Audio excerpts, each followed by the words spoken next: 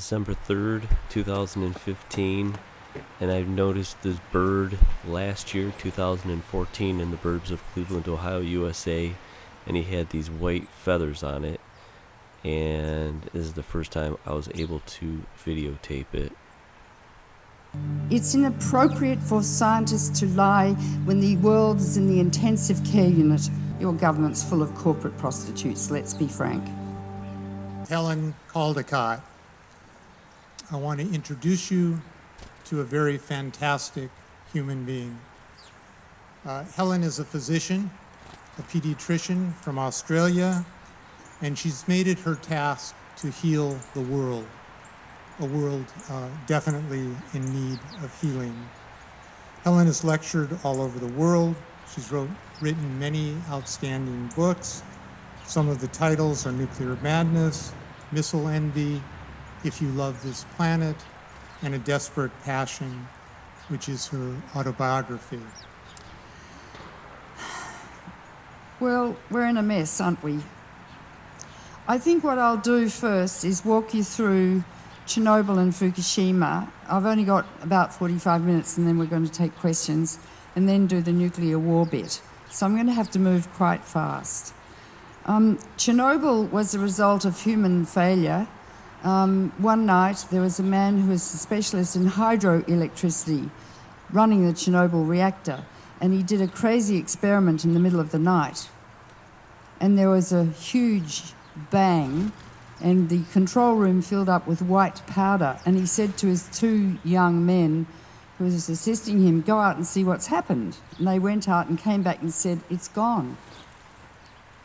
And he said, what's gone? They said, the reactor's gone. He said, don't be ridiculous. Go back and have another look. Those three men died within 2 weeks of acute radiation illness with their hair falling out, vomiting and bleeding to death because high radiation doses kill the actively dividing cells of the body, which are the hair cells, the gut cells, and the cells in the bone marrow that make the platelets and the white blood cells and the red blood cells. In fact, they brought in 600,000 men that they called liquidators to try and resolve that accident and try and prevent it getting worse. They were liquidated. I don't know why they called them liquidators. Many of them have died since of cancer, and their children are being born deformed and with diseases. Now, there's a report here by the New York Academy of Sciences, which you all should download, which is absolutely imperative to read. The International Atomic Energy Agency, which controls nuclear power and supports it around the world, says that only 4,000 people died because of Chernobyl.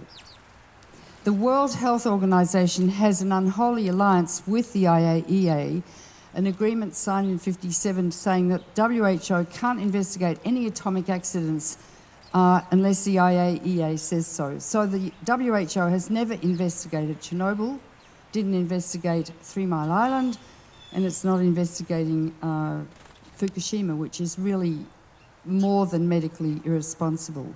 There's a man called Timothy Mousseau who's an evolutionary biologist at the University of South Carolina, I think.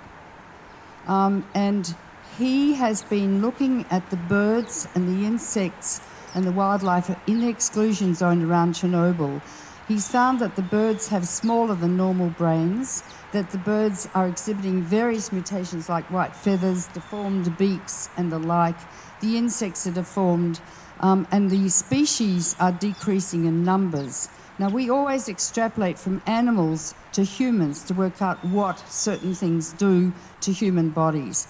That's very scary data that he's developing. He's also just been to Fukushima. I mean, he's really, well, I could say brave, but I think maybe a little bit silly because he's going into the very high radiation areas. He's finding more damage to the wildlife around Fukushima than indeed Chernobyl.